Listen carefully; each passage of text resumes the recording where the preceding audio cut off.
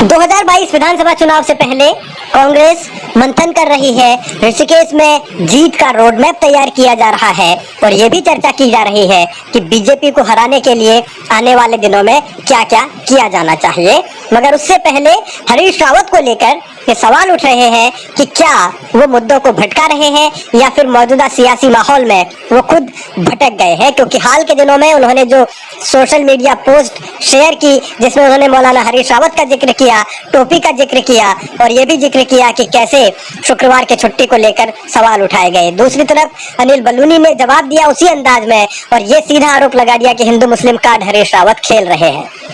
वही बात है, बीजेपी ने अपने सोशल मीडिया पोस्ट के जरिए हरीश रावत के 2 अलग अलग कार्टून शेयर करके कही और ये भी आरोप लगा दिया कि हरीश रावत राजनीति अलग तरीके की कर रहे हैं और हरीश रावत अब हरिद्वारी लाल का जवाब भी दे रहे हैं, अल्मोड़ा की अहमियत भी बता रहे हैं। लेकिन असल सवाल यही है कि क्या जो राजनीति इस वक्त उत्तराखंड में चल रही है उसमें हरीश रावत ने एक ऐसा मुद्दा उछाल दिया है जिसकी शायद जरूरत नहीं थी, क्योंकि जो टोपी की बात उन्होंने कही या शुक्रवार की जिस छुट्टी की बात उन्होंने कही और अब बीजेपी जिस तरीके से उन्हें घेर रही है हिंदू मुस्लिम कार्ड को लेकर, तो क्या हरीश रावत से यहाँ गलती हुई है, क्या वो भटके हैं, ये सवाल उठ रहे हैं। क्योंकि ये तमाम मुद्दे अक्सर बीजेपी उठाती रहती है और ऐसे सवाल उठते रहते हैं। फिलहाल तो बीजेपी अब अपने नए मुख्यमंत्री के 1 महीने के कार्यकाल पूरे होने पर अलग तरीके के जोश में है। चुनौतियाँ तो यही है सबसे पहले कि हम सभी चीज़ों को धरातल पर उतारें, सब चीज़ों को ठीक करें और मोदी जी की जो स्कीम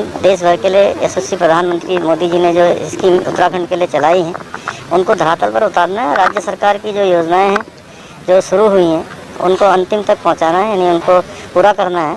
इसके साथ साथ जो हमारी नई योजनाएं हैं हम उनको लॉन्च करेंगे। धामी योजनाओं को धरातल पर उतारने की बात तो कर रहे हैं, मगर कांग्रेस को लगता है कि पिछले 2 मुख्यमंत्रियों की तरह नए मुख्यमंत्री भी फेल है।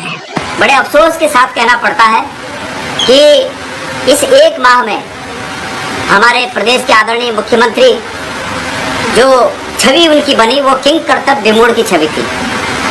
ऐसी छवि बनी कि किसी आदेश के लिए, किसी डिसीजन के लिए उनको बगलें झांकना पड़ता है, अगल बगल झांकना पड़ता है और वो अगल बगल जो झांकते हैं वो आस अधिकारियों पर रखते हैं कि अधिकारी कुछ कहेंगे तब मैं आगे बात कहूँगा। विपक्ष कुछ भी कहे लेकिन बीजेपी अपने सीएम को एक सर्टिफिकेट दे रही है और उस पर भी सवाल उठने लगे हैं। युवा मुख्यमंत्री के तौर पर उन्होंने जनता के बीच में जिस प्रकार 1 महीने तक ताबड़तोड़ विकास की योजनाएं लागू की है, जिस प्रकार से जनता का विश्वास बढ़ा है, निश्चित रूप से युवा मुख्यमंत्री के तौर पर यह उनका 1 महीने का कार्यकाल एकदम स्वर्णिम कार्यकाल है और जनता के विश्वास पैदा करने में उन्होंने जो मेहनत की इसके लिए मैं युवा मुख्यमंत्री को, उनकी पूरी कैबिनेट को बधाई और शुभकामनाएं देता हूँ। मदन कौशिक ने जो कहा उससे ये भी सवाल उठ रहा है कि क्या बीजेपी ने ये मान लिया कि त्रिवेंद्र और तीरथ कुछ नहीं कर पाए और धामी ही अब उनके सबसे सफल मुख्यमंत्री महज 1 महीने में हो गए।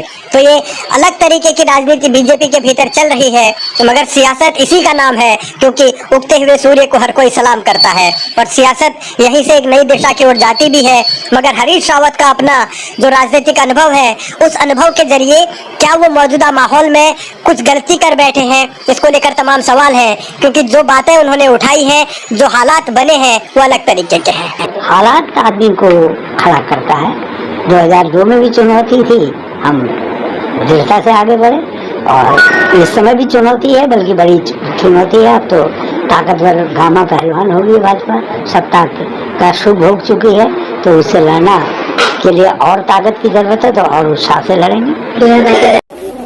चुनौतियां कांग्रेस के सामने बहुत हैं, मगर हरीश रावत ने जिस तरीके से एक नई चुनौती खुद खड़ी की है, अब सवाल ये है कि क्या हरीश रावत ने बीजेपी को बैठे बिठाए एक मुद्दा दे दिया है, क्या हरीश रावत ने वो राग छेड़ दिया है जो बीजेपी चाहती थी। क्योंकि अब आने वाले दिनों में या आने वाले चुनाव में बीजेपी इस मुद्दे को इतनी आसानी से छोड़ेगी नहीं और हरीश रावत के लिए क्या ये गले की हड्डी साबित होगा। ये तमाम सवाल हैं जो आने वाला वक्त धीरे धीरे इनका जवाब खुद ही देगा।